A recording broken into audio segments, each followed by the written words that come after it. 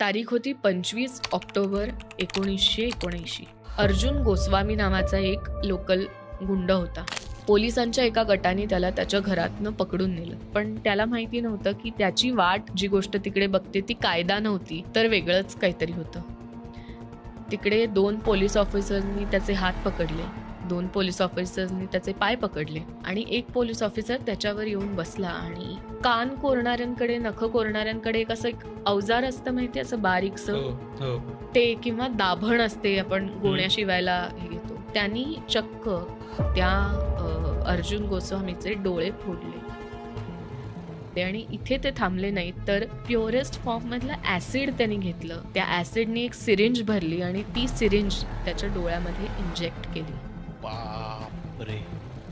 आणि त्याला ब्लाइंड करून टाकलं. आत्ता कदाचित आपल्याला हे क्रौर्याच्या सगळ्या पातळ्या मोडून चाललंय असं वाटत असेल, पण कदाचित त्यावेळेला त्या पोलीस ऑफिसर्सना वाटत होतं की ही काळाची गरज आहे. कायदा हातात घ्यावा लागला कायद्याच्या रक्षकांनाच. मग इमॅजिन कर काय परिस्थिती तिकडे असेल.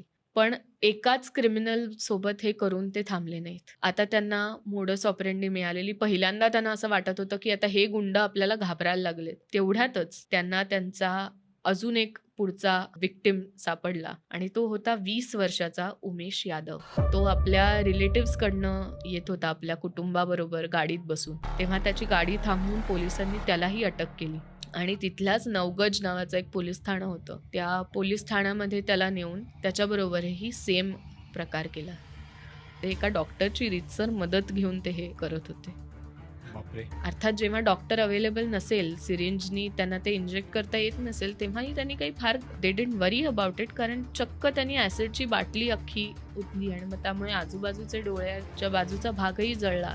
त्याची त्यांना काही फारशी पर्वा नव्हती आणि इथून सुरुवात झाली ती म्हणजे भीषण आग फोडवा कांडाची.